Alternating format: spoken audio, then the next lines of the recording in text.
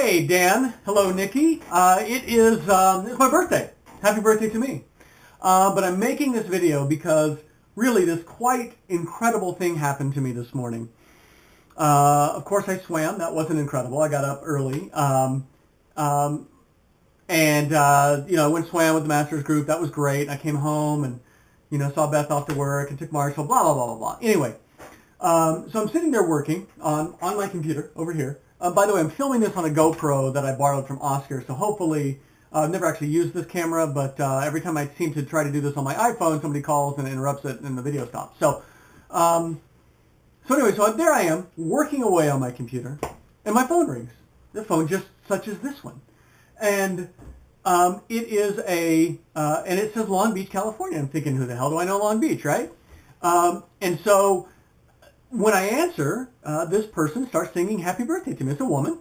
Starts singing happy birthday to me, and I'm thinking, oh, God, who is this? And it sounded kind of like you, Nikki. And of course, you're all over. You travel everywhere, so you could very well have been in Long Beach, California. But then I thought, well, why would she be calling from a payphone? There's no such thing as payphones anymore. So she'd have to be calling from a Long Beach exchange, which doesn't make any sense. She'd be calling on her phone. So the person finishes singing happy birthday and says, she says, Carew, I just wanted to wish you happy birthday. This is Lynn Cox. Long pause.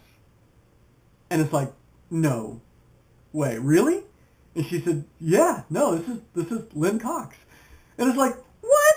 No way, Lynn Cox, how cool is that? Now, you might be wondering, who the hell is Lynn Cox? Well, I have talked about Lynn Cox numerous times.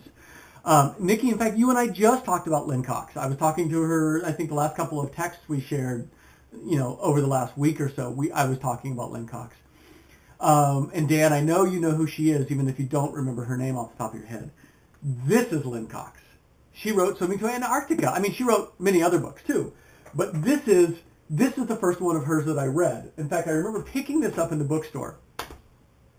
I was with my dad, and I started reading this, and I can't put it down. I mean, it's just like, oh my God, I can't believe. I mean, it's just freaky. It freaks you out just reading this thing, the things that she did, the kind of water she swam in. I mean, she's super, super tough. Anytime I talk about open water swimming, I talk about Lynn Cox, and I talk about women being the toughest open water swimmers. I talk about all the things that she did. And just from her books, how cool of a person she sounded now. I know I might be kissing up to her because I just got off the phone with her, but that's fine. I mean, it really was that cool of a conversation. And then we talked for 15 minutes. We talked about, she has a new book coming out. She writes, she writes lots of things, but this particular one is a children's book.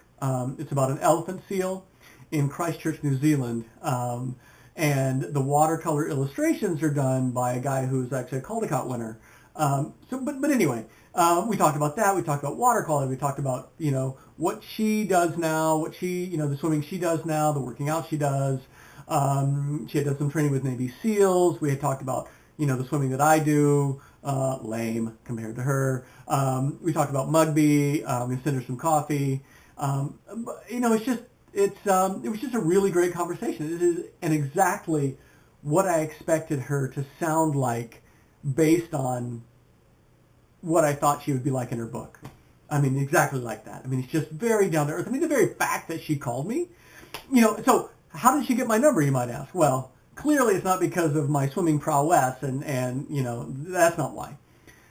She got my number because Kurt Lawton, who works at Mugby, he's graduating this spring in another week, was asking me just a couple weeks ago about open water swimming. And I've drugged him to a couple of swims on a couple of occasions when the water was really cold. And I said to him, and he asked me who I thought the best open water swimmer was. And I said, well, clearly it's Lynn Cox. And I told him why. I told him all of her accomplishments.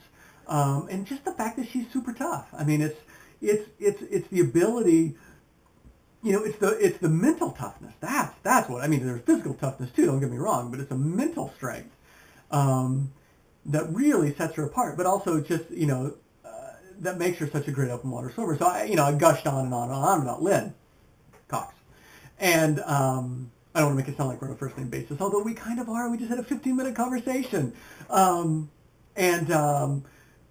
so he called or emailed her publisher and said, you know, it would be really cool if somehow Lynn could call Carew on his birthday. It's coming up. It's on Wednesday.